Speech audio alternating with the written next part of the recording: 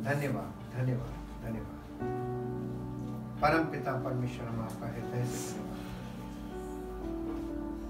आपके महान प्रेम और आपके अनुग्रह के लिए प्रभु, जो सब मनुष्यों पर आप बनाए रखते हैं, आपकी सामर्थ के लिए जो आप सब मनुष्यों पर प्रकट करते हैं।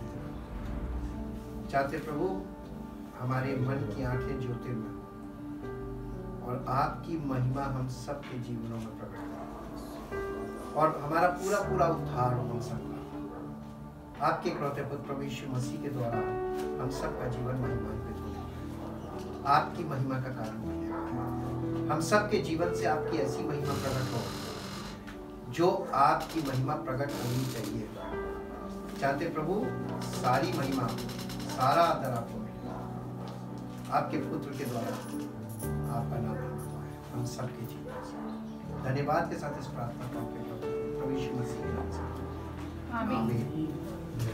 Praise the Lord, praise the Lord. परमेश्वर का धन्यवाद करते हैं क्योंकि वो अद्भुत युक्ति करने वाला है। उसकी महिमा, उसकी सामर्थ सब अद्भुत है। और आज एक पॉइंट हम लोग आगे बढ़ रहे हैं, presence of God part 19, the only condition to access to God by repentance. एक ही माध्यम है, एक ही दशा है कि परमेश्वर तक आपकी पहुंच हो सकती है, और वो है पश्चाताप या मन फिराना। ये विषय इतना ज्यादा कंफ्यूजन से भरा हुआ विषय है, जिस पर आज हम परमेश्वर के वचन से देखेंगे कि इस विषय को स्पष्ट, जबकि परमेश्वर के वचन में स्पष्ट है, लेकिन हमारे जीवन में ये विषय स्पष्ट नहीं है। इसका कारण बता दें। अक्सर लोग रिपेंटेंस जो है, जिसे हम पश्चाताप कहते हैं या मन फिराना कहते हैं, ये विषय, इसको उर्दू में लोग तौबा बोलते हैं, हिंदी में मन फिराना या पश्चाताप बोलते हैं, इंग्लिश में रिपेंटेंस बोलते हैं। लेकिन इस विषय को अभी तक लोगों को जैसा उनको अंडरस्टैंडिंग यानी उसकी समझ में आना चाहिए वो नहीं है। इसलिए हम इसकी शुरुआत लेंगे। पुराने नियम में भी यही दशा थी, परमेश्वर तक पहुंचने की या परमेश्वर से संबंध स्थापित होने की और उसकी उपस्थिति में जाने के लिए जो कंडीशन थी वो था पश्चाताप। और नए नियम में भी सेम चीज है, कंडीशन सेम है। और इस कंडीशन को जो पुराने नियम में पश्चाताप वर्ड आता है, तो पश्चाताप का मतलब किस चीज से पश्चाताप करना था, किस चीज से। पश्चाताप का मतलब, सबसे पहली बात जान लीजिए, पश्चाताप का मतलब सॉरी बोलना नहीं है। हर गलत बात से, जो शरीर में गलत बात है, हर चीज से पश्चाताप का मतलब कि क्षमा मांगना नहीं है। अक्सर लोग मन फिराने का मतलब यही समझते हैं, पश्चाताप का मतलब समझते हैं माफी मांगना। माफी मांगना नहीं है। तो फिर क्या है मन फिराना? जैसे कि नए नियम में यीशु मसीह ने कहा, मन फिराओ स्वर्ग का राज्य निकट है। तो मन फिराओ, फिर क्या चीज है? सॉरी बोलो। किससे सॉरी बोले? क्या सॉरी बोले? आप जब ये बात किसी के सामने ये वाला विषय रखते हैं ना, इस विषय में कंफ्यूजन बहुत है, और उसी कंफ्यूजन को हमको पवित्र आत्मा के द्वारा परमेश्वर के वचन में जाकर उस चीज को करेक्शन में लाना है कि क्यों सबसे इंपॉर्टेंट जो विषय है वो सबसे ज्यादा कंफ्यूजन में क्यों है। The most confuse point repentance. इसी के लिए मेरे साथ कुछ पद निकालिए। जब सबसे पहला आप निकालिए मेरे साथ परमेश्वर के वचन से यिर्मयाह नबी की पुस्तक, उसका 24 अध्याय और उसके 4 पद से 6 पद तक देखेंगे। यिर्मयाह नबी की पुस्तक 25 अध्याय 4 से 6 पद। The book of Jeremiah chapter 25 verse 4 to 6। मिला? यद्यपि यहोवा तुम्हारे पास तुम्हारे पास अपने सारे अपने सारे दासों अर्थात भविष्यद्वक्ताओं को भी। फिर से पढ़ो बेटा। यद्यपि यहोवा तुम्हारे पास अपने सारे दासों अथवा भविष्यवक्ताओं को भी यह कहने के लिए बड़े यत्न से भेजता आया है कि अपनी अपनी बुरी चाल और अपने अपने बुरे कामों से फिरो। अपनी अपनी बुरी चाल और अपने अपने बुरे कामों से फिरो। परमेश्वर ने कभी किसी से नहीं कहा भजन कीर्तन करो। परमेश्वर ने कभी किसी से नहीं कहा प्रार्थना करो। परमेश्वर ने कभी किसी से कोई काम नहीं बोला फिजिकली कि ये करो, लेकिन एक संदेश वो बराबर लोगों को, या भी हम पुराने नियम से ही बात कर रहे हैं। पुराने नियम में परमेश्वर, ये जो पुराना नियम भरा पड़ा है भविष्यवक्ताओं से, परमेश्वर के दासों से, ये लोग मैसेज क्या लाते थे, इनके पास क्या संदेश था लोगों के लिए।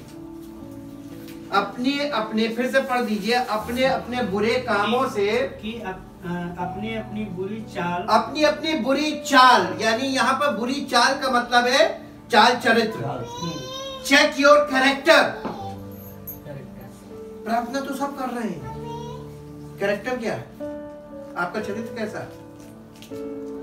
एक गलत चरित्र का व्यक्ति क्या प्रार्थना करेगा तो सुन ली जाएगी? नहीं। जब तक उसका चरित्र सही नहीं। तो हमारे देश में तो आप देख लीजिए, कोने पे सब जगह सब लोग, सारी चीजें चल रही है, भजन कीर्तन भी चल रहे हैं, पूजा पाठ भी चल रहा है, दुआ प्रार्थना भी चल रही है, सब कुछ हो रहा है, चरित्र। और लोग ऐसे लोगों से प्रेयर करवा भी रहे हैं विदाउट नोइंग द कैरेक्टर, चरित्र नहीं मालूम है। इसलिए परमेश्वर का सबसे पहले पवित्र आत्मा हमको क्या करता मालूम, हमारे जड़ के ऊपर लाके खड़ा करता है कि ये करने, सब कुछ करने, कुछ भी करने से पहले ये देख लो कि तुम हो क्या, तुम्हारा चरित्र उसके सामने कैसा, परमेश्वर के सामने, लोगों के सामने नहीं। लोग, कोई आपका चरित्र अंदर से नहीं जानता आपके अंदर क्या है, लेकिन परमेश्वर तो जानता है ना। तो परमेश्वर के सामने तुम जा रहे हो तो किस हैसियत से जा रहे हो, हाउ टू एक्सेस गॉड। परमेश्वर तक तुम्हारी पहुंच कैसे होगी, अपने अपने चाल से, यानी चरित्र से, और अपने अपने बुरे कामों से फिरो, और अपने अपने बुरे कामों से फिरो। दूसरों को तो सबक सब सिखा रहे, दूसरों को उपदेश सब दे रहे, दूसरों को संदेश दे रहे, ये मत करो, वो मत करो, ये मत करो, वो मत करो, ऐसे मत करो, बहुत से मत करो, लेकिन खुद क्या कर रहे हैं, करेक्शन खुद नहीं कर रहा कोई, दूसरों को समझाने में लगे हुए। आगे पढ़िए क्या लिखा है। तब जो देश यहोवा ने प्राचीन काल, कंडीशन देखिए, जब आप मन फिराते हैं, पश्चाताप करने का मतलब है मन फिराना, गलत अपने मन से वो गलत विधियों को, गलत सोच को, गलत चीजों को अपने मन से हटाना और सही की ओर बढ़ना। इसके दो पार्ट होते हैं, गलत से मुड़ना, सही की ओर, और उसमें आगे बढ़ना।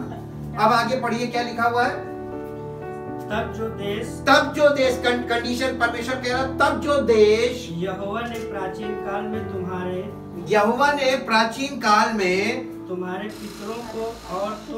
पितरों को यानी पूर्वजों को और तुमको भी सदा के लिए दिया है, उस पर बसे रहने पाओगे। ये इजराइलियों से बात की जा रही है, पुराने नियम के मुख्य वंश के लोग, अब्राहम के वंश के लोग हैं। ये खतने वाले लोग हैं, जो अब्राहम के वंश के खतने वाले साइड से। और आगे पढ़िए। परंतु तुमने ना तो सुना और न कान लगाया है। कान लगाने का मतलब ना तो सुना और ना सुनना चाहते हो। आज लोग ये वाली बातें नहीं सुनना मांगते। मन फिराने के लिए ना बोलो, तुम्हारे चमत्कार कर सकते हो तो बोलो, मन फिराने को ना बोलो। हम अपने मन के महाराजा, हम जैसा मन में आएगा वैसे ही चलेंगे। आगे पढ़िए। और दूसरे देवताओं के पीछे होकर उनकी उपासना करना और उनको होकर उनके पीछे होकर उनकी उपासना करना और उनको दंडवत मत करो और उनको दंडवत मत करो और न अपनी बनाई हुई वस्तुओं और ना अपनी बनाई हुई वस्तुओं को के द्वारा अपनी बनाई हुई वस्तुओं के द्वारा मुझे रिस दिलाओ। परमेश्वर मना कर रहा है कि मुझे गुस्सा मत दिलाओ, मुझे खिसियाट मत दिलाओ। गलत काम करके अपने तमाम देवी देवताओं की पूजा करके और अपने हाथ से बनाई हुई चीजों की वर्शिप करके मुझे गुस्सा मत दिलाओ। किसको ईश्वर मान रहे हैं? सब कुछ ये सृष्टि का बनाने वाला क्या वो हो सकता है जो हमने हाथ से बनाया है? उसको हम ईश्वर कह रहे हैं। किसको गुस्सा दिला रहे हैं? आप डायरेक्ट उसके खिलाफ खड़े हो रहे हैं। जी आगे। तब मैं तुम्हारी कुछ हानि ना करूंगा। तब मैं तुम्हारी कोई नुकसान नहीं करूंगा, तुम्हारी कोई हानि नहीं करूंगा। जी। यह सुनने पर भी ये सुनने पर भी तुमने मेरी नहीं मानी। ये सुनने पर भी तुमने मेरी नहीं मानी।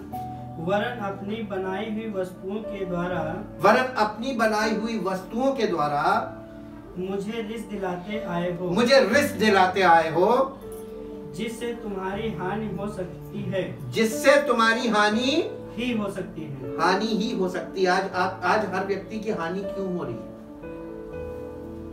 प्रार्थना कर रहे हैं, पूजा पाठ कर रहे हैं, सब कुछ तो चल रहा है दुनिया, बताइए, और ज्यादा चल रहा है पहले से। जैसे जैसे समस्याएं बढ़ेंगी ये सब कुछ ज्यादा होगा, नए तरीकों से चल रहा है। हाँ, लेकिन ये सब कुछ ज्यादा होने से समस्याएं घटेगी नहीं और बढ़ेंगी। अब देखते जाइएगा, उसका रीजन यहाँ पर दिया हुआ क्यों। आगे पढ़िए, ये कौन सा वर्ष है? 7वीं। अब मेरे साथ एक पद और निकालिए जो आपको मिलेगा। ये भविष्यवक्ताओं की पुस्तक से मैं इसीलिए बता रहा हूँ, परमेश्वर ने भविष्यवक्ताओं को भेजा था। यहेजकेल की पुस्तक 33 अध्याय, यहेजकेल की पुस्तक 33 अध्याय 7 पद से पढ़िए। इसलिए हे मनुष्य की संतान, मैंने तुझे इज़राइल के घराने का पहरुआ ठहरा दिया है। तू मेरे मुंह से वचन सुन सुनकर, भविष्यवक्ता का काम क्या था? परमेश्वर के मुंह की बातें सुन सुनकर उन्हें मेरी ओर से चिता दे। किसको चेतावनी देना? कि दूसरे को वार्न करना, दूसरे को जाके चेतावनी देना। ये जो इजरायली लोग हैं वो भविष्यवक्ताओं का काम था, ये वॉचमैन होते थे। ये परमेश्वर की बातें, परमेश्वर के मुख की बातें उससे सुनते थे और जाकर उन्हें चेतावनी देते थे, उनको वार्न करते थे, ये मत करना, नाराज हो जाएगा। जी आगे। यदि मैं दुष्ट से कहूँ, हे दुष्ट, तू निश्चय मरेगा। तब यदि तू दुष्ट को, और तब यदि भविष्यवक्ता, जिसकी क्या जिम्मेदारी थी? परमेश्वर की ये बात कि परमेश्वर ने कहा है दुष्ट से कि तू निश्चय मरेगा, और ये वाली बात उसने, परमेश्वर ने उससे कही भविष्यवक्ता से। भविष्यवक्ता की क्या जिम्मेदारी है? जाकर दुष्ट लोगों से बोल दे कि परमेश्वर ने कहा है कि तुम निश्चय मर जाओगे। अब बताइए, भविष्यवक्ता अगर सच्चा भविष्यवक्ता होगा तो वो जाकर ऐसे ही बोलेगा? क्या ऐसा बोलने से वो दुष्ट आदमी भविष्यवक्ता को जीवित छोड़ेगा? और आज वाले तो कहेंगे ही नहीं, बड़ी कल्पना कर रही क्या? जिंदा छोड़ेगा? क्यों नहीं छोड़ेगा? आप किसी को जाके मौत की भविष्यवाणी कर रहे हो, वो सुनेगा, बर्दाश्त करेगा, और ऊपर से वो दुष्ट, तो दुष्ट आदमी उसको मारेगा। लेकिन जो और अगर गलत भविष्यवक्ता हो, झूठा भविष्यवक्ता, तो वो क्या कर रहे? नहीं, तुम प्रभु कहे तो रहा, लेकिन हम हैं, प्रार्थना कर देंगे हम प्रार्थना ठीक हो जाएगा। जी। यदि मैं दुष्ट से कहूं कि तू निश्चय मरेगा, और तब यदि तू, भविष्यवक्ता कह रहा, तब यदि तू दुष्ट को उसके मार्ग के विषय में ना चिताए, तो वो दुष्ट अपने अधर्म में, तो वो दुष्ट तो अपने अधर्म में फंसा हुआ मरेगा, परंतु उसके खून का लेखा उसका खून का लेखा मैं तुझी से लूंगा। किससे? हाँ। इसका मतलब सब लोग खड़े होके मैसेज तो दे रहे हैं, लेकिन जिम्मेदारी के साथ नहीं दे रहे हैं। अगर जिम्मेदारी के साथ देंगे ना तो हिसाब हमसे लिया जाएगा। दुष्ट तो मर गया, परमेश्वर कहेगा इतने हजार दुष्ट तेरे संपर्क में थे, तूने उन्हें सच नहीं बताया, उनका हिसाब किससे लिया जाएगा? सच्चे सेवकों की बहुत कमी है। सच्चे सेवक आपको इसीलिए नहीं मिलेंगे क्योंकि सच्चाई बोलने के लिए परमेश्वर की आत्मा की सामर्थ्य अगर नहीं है, आप बोल नहीं पाएंगे। आप बोल के दिखा दीजिए। जी आगे पढ़िए। परंतु यदि तू दुष्ट को उसके मार्ग के विषय चिताए, यानी हम जाकर दुष्ट से कहें कि देखो परमेश्वर तुम्हारी सुनेगा नहीं और तुम्हारे बारे में हम कहेंगे तो हमारी भी नहीं सुनेगा। इसीलिए हम लोगों से कहते हैं प्रार्थना से कुछ नहीं होगा, मेरे करने से भी नहीं, तुम्हारे करने से भी। मन फिरा लो, काम हो जाएगा। इससे हम अपनी इंपॉर्टेंस पहले खत्म कर देते कि मेरी प्रार्थना से नहीं होगा, और उनके जीवन में वो प्रार्थना की जो बैसाखी पकड़ के खड़े हैं कि इससे काम हो जाएगा, हम बता देते इससे नहीं होगा, मन फिराओगे काम हो जाएगा। जी आगे पढ़िए। उसके मार्ग के विषय में चिताए। अगर जो भविष्यवक्ता है, भविष्यवक्ता का मतलब होता है परमेश्वर की आत्मा से प्रेरित बंदा। पवित्र आत्मा पवित्र आत्मा के परमेश्वर आत्मा है, परमेश्वर की आत्मा की आवाज को सुनकर उसके अनुसार करने वाला बंदा वो है भविष्यवक्ता। और भविष्यवक्ता अगर जाकर लोगों को चेताए और मार्ग से, और वो दुष्ट अपने मार्ग से फिरे और वह अपने मार्ग से न फिरे, अरे तो वह तो अपने अधर में फंसा हुआ मरेगा। नहीं, इसके बाद आगे पढ़िए ना। परंतु यदि तू दुष्ट को उसके मार्ग के विषय चिताए कि वह अपने मार्ग से फिरे और वह अपने मार्ग से ना फिरे, और अगर तुम जाके उसको चिताओ और वो ना फिरे तो वो तो अपने अधर्म में फंसा हुआ मरेगा, अपने अधर्म में फंसा हुआ मरेगा, परंतु तू अपना प्राण बचा लेगा। भविष्यवक्ता अपना प्राण बचा लेगा जब वो बताएगा जाके।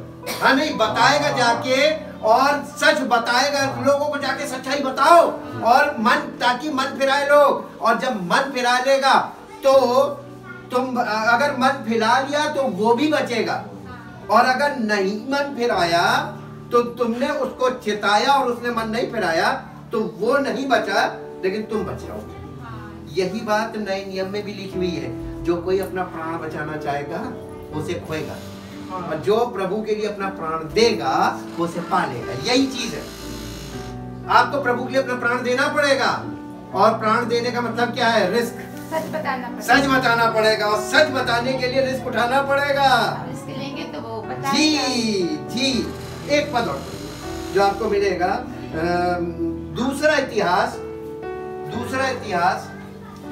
उसका 7 अध्याय और उसका 13-14 पद पढ़िए। दूसरा इतिहास 7 अध्याय 13-14 पद। यदि मैं आकाश को, यहाँ पे कह रहा है यदि मैं आकाश को बंद करूं कि वर्षा ना हो, ये कौन कह रहा है? ये कौन कह रहा है? पक्का? नहीं। पक्का? देखा मैं पक्का है।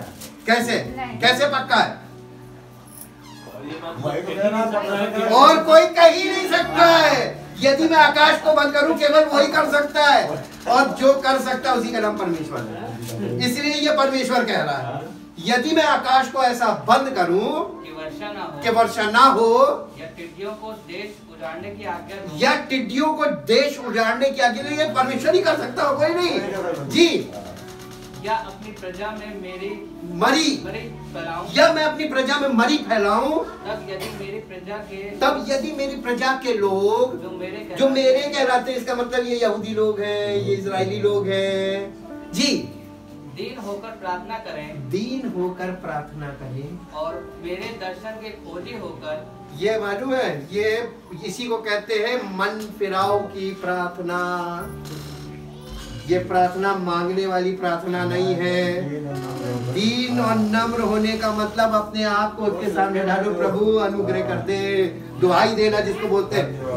यदि मेरी प्रजा के लोग दीन होकर प्रार्थना करें और मेरे दर्शन के खोजी हो, और सिर्फ प्रार्थना ना करें और उसके साथ कुछ करें, है मेरे दर्शन के खोजी और मेरी उपस्थिति को खोजे। Where is the presence of God? परमेश्वर की उपस्थिति कहाँ है? आज लोग कहाँ खोज रहे हैं? कोई नहीं खोजता, सब प्रार्थना करते रहते बस। कोई अपने जीवन में अपने आप को जांचता ही नहीं है। कोई अपने चरित्र पर ध्यान नहीं करता, दूसरों पर लगाए रहते, ये गलत है, ये गलत है, फलाना ऐसा, फलाना वैसा। अपने अंदर झांक के देखो जी। और मेरे दर्शन के खोजी होकर अपनी, जब आप परमेश्वर की उपस्थिति को खोजेंगे ना, तो आपको सबसे पहले अपने आप को क्या करना पड़ेगा? अपनी बुरी चाल से, बिना बुरी चाल से फिर आप परमेश्वर की उपस्थिति में नहीं जा सकते। इसीलिए मैंने बताया the only way to enter into his presence, उसकी उपस्थिति में जाने के लिए सबसे मुख्य चीज ये है, पहला स्टेप मन फिराना। जाना चाहते हो उसकी उपस्थिति में? पक्का?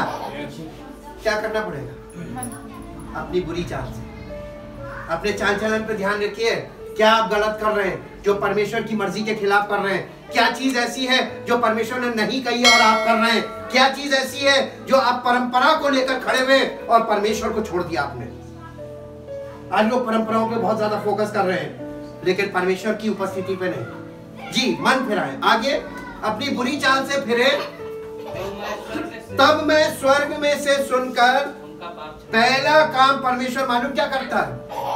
परमेश्वर जैसे आप मन फिराते हैं तो परमेश्वर आपके पाप क्षमा करता है, और बिना पाप क्षमा के कोई परमेश्वर की उपस्थिति में नहीं आ सकता। यही तो नए नियम में है। जैसे ही हम प्रभु यीशु मसीह को, उसके बलिदान को स्वीकार करते हैं, मन फिराते हैं कि प्रभु हमने सब कुछ करके देख लिया, अब हम आपके इकलौते पुत्र प्रभु यीशु मसीह पर, उसके उस कार्य पर जो उसने पूर्ण किया है, जब यीशु मसीह ने कह दिया पूरा हुआ, तो उसने सब कुछ पूर्ण किया है, उसके उस पूर्ण कार्य पर विश्वास करते हैं, मुझ पर दया कर, वो हमारे पाप क्षमा कर देता है और पवित्र आत्मा देता। पवित्र आत्मा क्या? परमेश्वर की उपस्थिति हमारे जीवन में आ जाती है, और अब हमको परमेश्वर की उपस्थिति के अनुसार चलना है।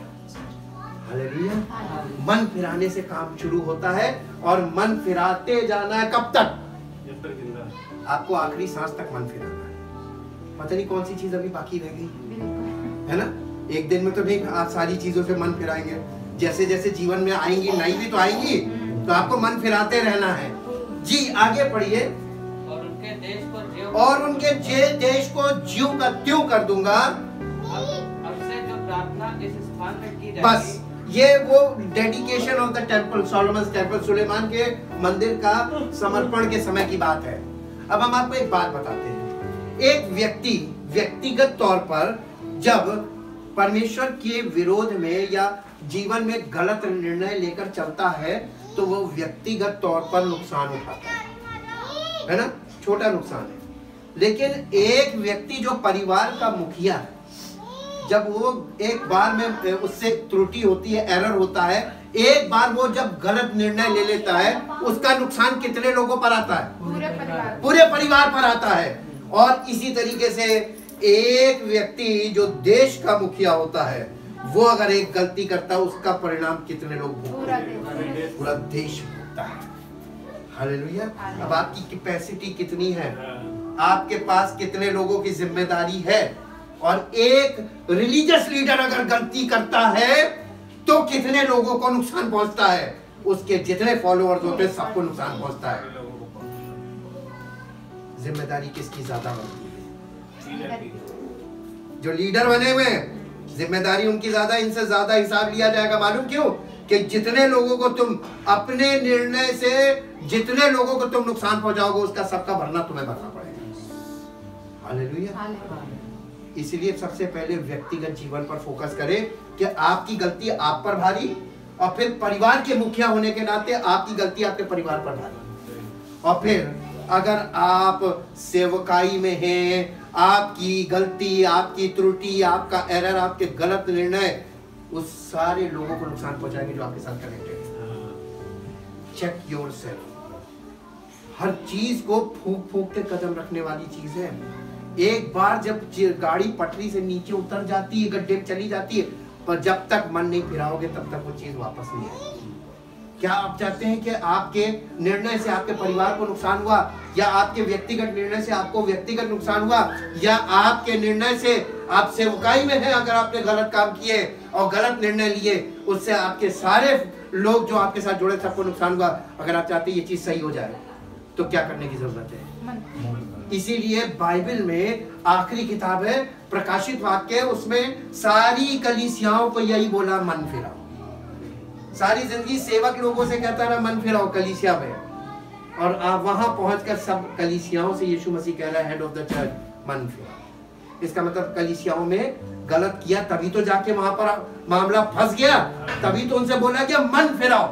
और आप जाके पढ़ लीजिएगा वहां पत्रियों में, वहां पे सारे लेटर टू द चर्चेस, सब कलीसियाओं को चिट्ठी लिखी, उसमें 2 अध्याय से और 3 अध्याय के बीच आपको 7 कलीसिया, 7 कलीसियाओं को उसने बोला मन फिराओ, मन फिराओ। इसका मतलब कि कलीसिया भी इससे अछूती नहीं है। सब गलत किए, सब गलत उन चीजों में उतर गए, इसीलिए ढेर सारे डिनोमिनेशन बन गए, ढेर सारे मत पैदा हो गए, लेकिन परमेश्वर तक कोई नहीं पहुंच पाया, क्योंकि मन नहीं फिराया लोगों ने, विधियों पे विधियां बना दी। अब आज सबसे पहले हम बहुत ध्यान से मेरे साथ चलिए, हम चलते हैं। अब आपसे एक सवाल पूछते हैं, नए नियम की शुरुआत कहां से होती है?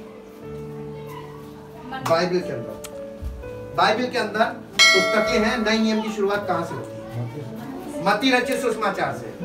लेकिन अगर मैं आपसे कहूं कि कलीसिया की शुरुआत कहां से होती, तब प्रेरितों के काम के कौन से अध्याय से?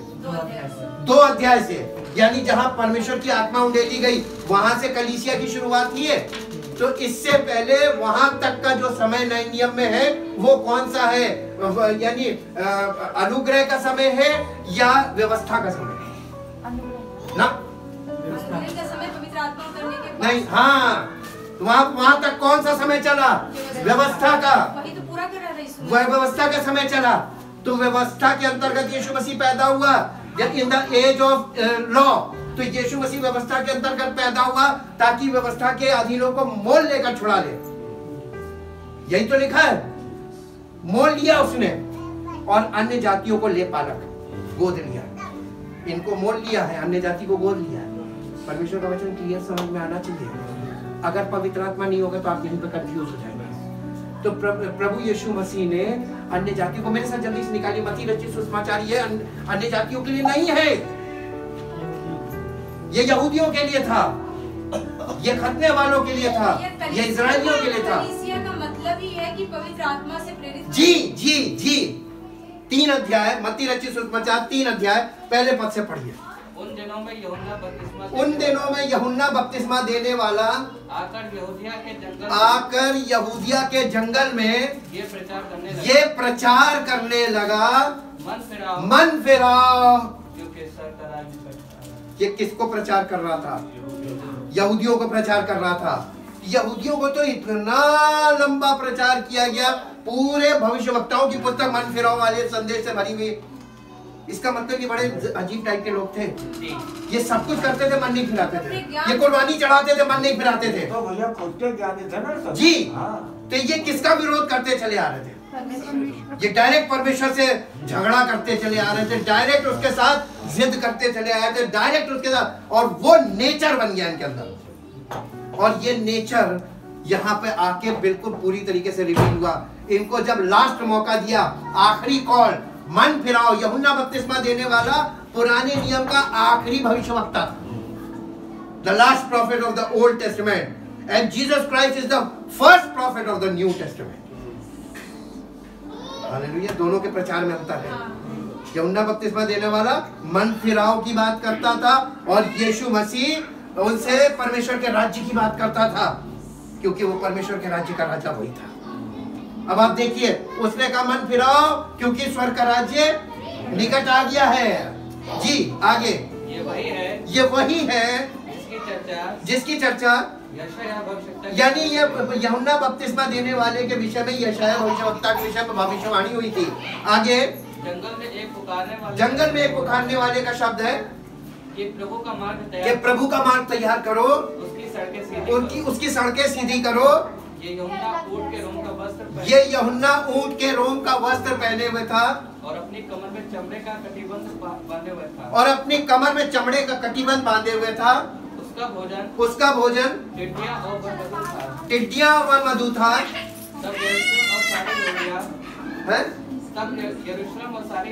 तब यरूशलेम और सारे यहूदिया और यरदन के आसपास के लोग उसके पास निकल कर आने लगे। जी, भीड़ लग गई। उन्होंने अपने पापों को मानकर किन्होंने? लोगों ने अपने अपने पापों को मानकर यरदन नदी में उससे बपतिस्मा लिया। उसने दिया नहीं, आज देते हैं। लेकिन लोग निकल कर आए। पहली बात लोगों ने मन फिराया। दूसरी बात जो बहुत मुख्य कंडीशन है, तो मन फिराना ही कंडीशन थी। और जो लोग मन फिराते थे वो बपतिस्मा लेते थे, वो देता नहीं था। क्योंकि जब देने की बारी आई, अगला पद पढ़िए, जब देने की बारी आई उसने मना कर दिया। किसने? यूहन्ना बपतिस्मा देने वाले ने बहुत से सदूकियों और फरीसियों को, ये रिलीजियस लीडर थे, बपतिस्मा के लिए अपने पास आते देखा तो उनसे कहा, हे साहब के बच्चों। अरे बाप रे बाप, ये इसका मतलब यूहन्ना बपतिस्मा देने वाला नहीं बोल रहा, ये परमेश्वर का आत्मा बोल रहा है। क्योंकि ये आत्मा से प्रेरित बंदा था। ये काम जो कर रहा था ये अपनी इच्छा से नहीं कर रहा था, ये संस्था के लिए नहीं कर रहा था, ये परमेश्वर की आत्मा की आवाज थी, उसके अनुसार ये कर रहा था। इसीलिए ये बपतिस्मा दे नहीं रहा था। लोग निकल कर आ रहे थे। बपतिस्मे की सबसे मुख्य बात क्या थी मालूम? ये बपतिस्मा मन फिराव का बपतिस्मा था। जो लोग मन फिराते थे उन्हीं को देना था। और इसीलिए ये जो लोग मन फिराते थे, परमेश्वर की आत्मा से इसको कंफर्मेशन मिलता था, तब ये देता था। जब इसने शास्त्री फरीसियों को आते देखा, इसने साफ उनसे क्या कहा? हे साहब के बच्चों, तुम्हें किसने जता दिया कि आने वाले क्रोध से भागो? इसलिए मन फिराओ कि योग्य फल लाओ। और अपने अपने मन में ये ना सोचो कि हमारा पिता अब्राहम है, क्योंकि मैं तुमसे ये कहता हूँ, परमेश्वर इन पत्थरों से अब्राहम के लिए अपनी संतान पैदा कर सकता है। अब कुल्हाड़ा पेड़ों के घर पर बस इसने उनको क्या किया? बपतिस्मा दिया? क्यों नहीं दिया? क्योंकि बपतिस्मा देने वाली चीज थी नहीं, और लेने की अगर कंडीशन पूरी नहीं तो ले नहीं सकते। बपतिस्मा लेने की कंडीशन क्या थी? मन फिरा। और ये किनके लिए था? यहूदियों के लिए। ये यहूदियों के लिए था। Water baptism is for Jews, the only baptism. अब यहां पर थोड़ी देर के रुक जाइए, जल्दी से आइए मेरे साथ। इसमें प्रेरितों काम 2 अध्याय। सबसे पहले सुसमाचार किसको दिया गया? अरे यहूदियों को। तो सबसे पहले यहूदियों को सुसमाचार दिया गया। तो जब 2 अध्याय के बाद पवित्र आत्मा का सेवकाई शुरू हुई, तो सबसे पहले सुसमाचार किसको सुनाया गया? यहूदियों को। जिन्होंने मन फिरा लिया था वे इस चीज को एक्सेप्ट कर पाए, और जिन्होंने मन नहीं फिराया था उनके लिए फिर संदेश था। 2 अध्याय में पतरस ने उनको उपदेश दिया। पतरस का भाषण पढ़ लीजिएगा। और उसके बाद अब इसमें आइए, इसका 2 अध्याय का 37 पद पढ़िए। 2 अध्याय 37 पद। तब सुनने वालों के हृदय छिद गए। ये जेंट्री कौन सी है? यहूदी। और पतरस ने इनको सुसमाचार सुनाया। परमेश्वर की आत्मा से भरकर ये बोलने लगा, और सुनने वालों के हृदय छिद गए। और वे पतरस और शेष प्रेरितों से आकर पूछने लगे, हे भाइयों, हम क्या करें? पतरस ने उनसे कहा, मन फिराओ। सबसे पहली बात क्या बोली? मन फिराओ। आज मन कोई नहीं फिरा रहा, बपतिस्मा सब ले रहे।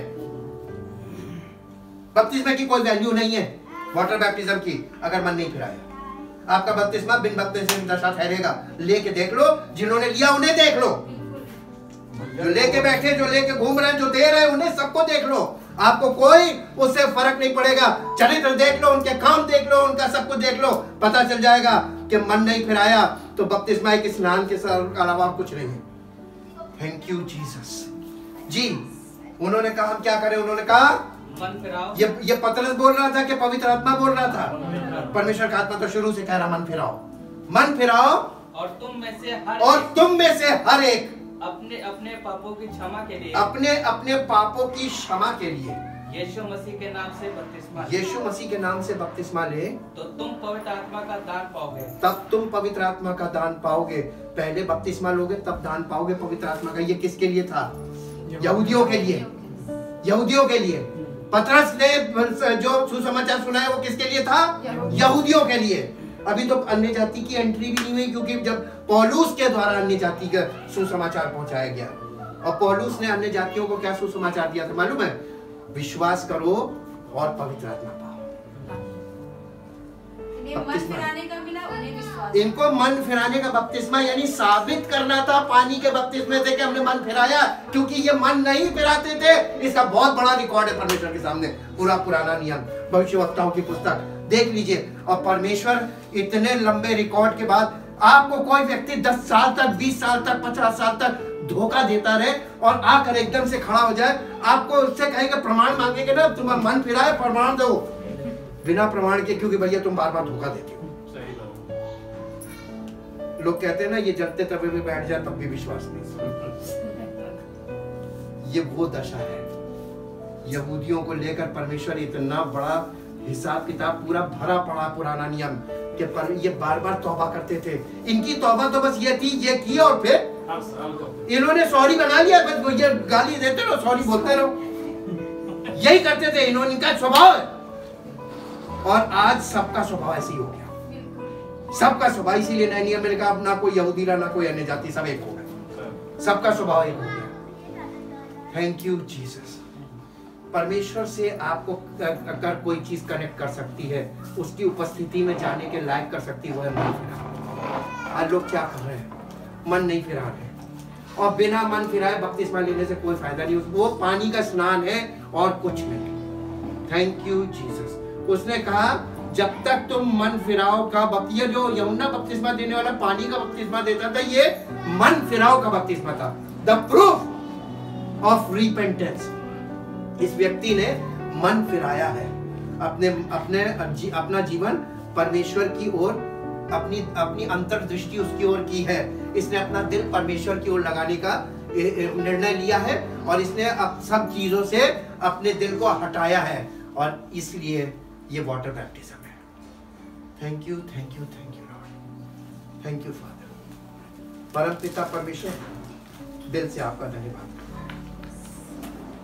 जब तक कोई व्यक्ति संपूर्ण हृदय से मन ना फिराए, वो स्वर्ग के राज्य में प्रवेश नहीं पा सकता। वो आपकी अनुग्रह की दृष्टि नहीं प्राप्त कर सकता, वो आपके प्रेम का अधिकार नहीं प्राप्त कर सकता, वो आपकी संतान होने का भी अधिकार नहीं प्राप्त कर सकता, जब तक कि वो मन ना फिराए। हे परम पिता परमेश्वर, आज यहाँ उपस्थित सभी लोगों के हृदय सुनकर पिघल जाए, और पवित्र आत्मा हमें कायल करे कि हम सब लोग अपने अपने चरित्र पर और अपने कामों पर ध्यान करें। हम क्या चीज ऐसी कर रहे हैं जो आपकी इच्छा के विरोध में, अब आपकी इच्छा के विरोध में किए जाने वाला हर विचार और हर कार्य हम अपने जीवन से अलग करने का निर्णय लें, और आपके वचन को फोकस करके पवित्र आत्मा के अनुसार उस वचन को समझना और उसको अपने जीवन में ग्रहण करने का निर्णय ले सके, ताकि प्रभु हम आपकी आशीषों के हकदार, हमें वो मिले जो आपने हमारे लिए रखा है, और आपकी ओर से मिले, आपकी सामर्थ प्रकट हो, और आपकी महिमा हमारे जीवन से प्रकट हो। सारी महिमा आपको मिले। इस प्रार्थना को आपके इकलौते पुत्र प्रभु यीशु मसीह के नाम से मांगते हैं, आमीन। परमेश्वर आपको आशीषित करे। Praise the Lord.